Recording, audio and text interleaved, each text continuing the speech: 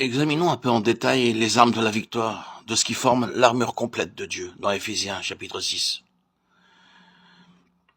Nous avons ceint les reins de notre entendement de vérité, nous avons mis la cuirasse de la justice, c'est-à-dire qu'il nous faut vivre exactement d'après les lumières reçues dans notre conscience.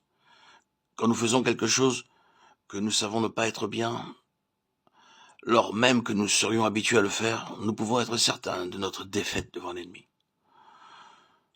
Nous mettons nos chaussures, le soldat romain avait des pointes sous ses sandales pour l'empêcher de glisser. Maintenant, il y a 3 choses qui nous restent à faire. Il faut prendre le bouclier pour éteindre tous les traits enflammés, prendre le casque du salut pour couvrir notre tête, prendre l'épée de l'esprit pour fendre l'air. Il y a des jours où l'ennemi nous serre de près, où il semble difficile de respirer. Avez-vous jamais expérimenté cela? Je parle à ceux qui sont spirituels, ceux qui vivent encore de la vie de l'âme, ne comprendront pas ce que je veux dire. Quand votre esprit est comme oppressé par les forces des ténèbres, vous éprouvez une sorte de suffocation. Cette impression de suffocation affecte le corps. Et il vous semble que votre vie s'en va, jusqu'à ce que ce sentiment de suffocation vous soit enlevé. C'est l'explication de l'obstacle dans la prière par lequel vous apprenez à discerner les choses spirituelles. Vous pouvez savoir, par le poids qui pèse sur votre esprit, qu'il y a de l'oppression dans l'air, que les puissances des ténèbres se sont réunies autour de l'endroit où l'on prêche la vérité de Dieu. Alors, si vous résistez à cette opposition en réclamant le sang du calvaire, vous combattrez jusqu'à la victoire, et ce sera aussi la victoire dans la réunion. Tels sont les vainqueurs dans la prière, dont Dieu a besoin. Ceux qui connaissent la guerre spirituelle et le moyen de résister à l'ennemi dans les airs et d'obtenir la victoire. Nous savons demander et travailler, mais nous ne savons pas combattre contre les puissances des ténèbres. Le seul moyen de les repousser est d'adopter une attitude de résistance et de prière. Vous saurez que ces puissances sont rassemblées autour de vous par l'oppression qui pèse sur votre esprit. Il faut donc connaître le moyen de nous élever au-dessus de ces puissances par la prière.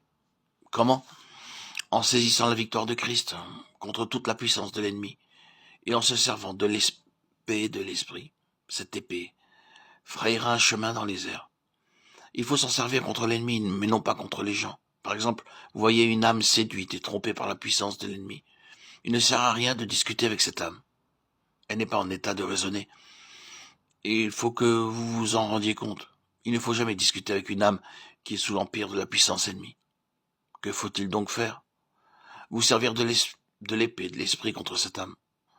Non, pas toujours, mais servez-vous-en contre l'ennemi, servez-vous-en contre cette oppression qui accable l'âme ou pèse sur la réunion. Comment cela? L'Esprit de Dieu vous apprendra de quelle épée il faut vous servir.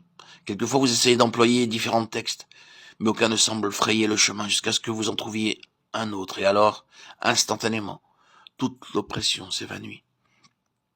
Prenez le casque du salut. Pourquoi un casque? Pour protéger la tête.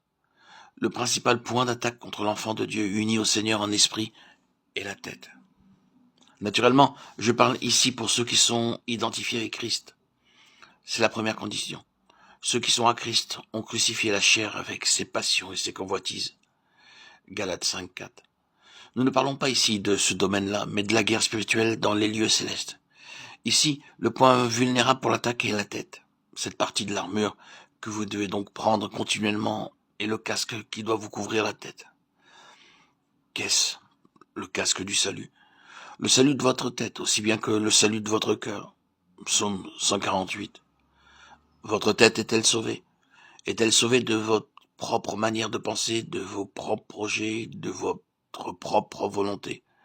À moins que votre tête ne soit sauvée, il ne faut pas penser à avoir la victoire. Je veux parler de la victoire agressive remportée pour l'Église de Christ.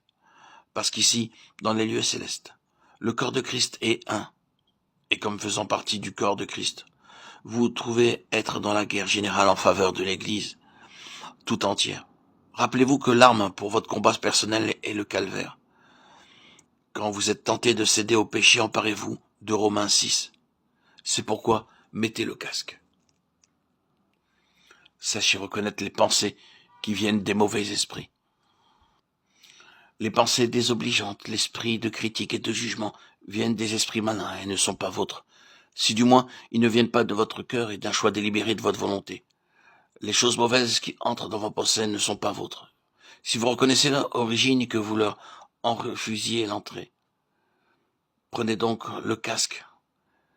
Quand l'intelligence est protégée par le casque, alors vous pouvez vous servir de l'épée de l'esprit pour vous frayer un chemin à travers l'oppression de l'air.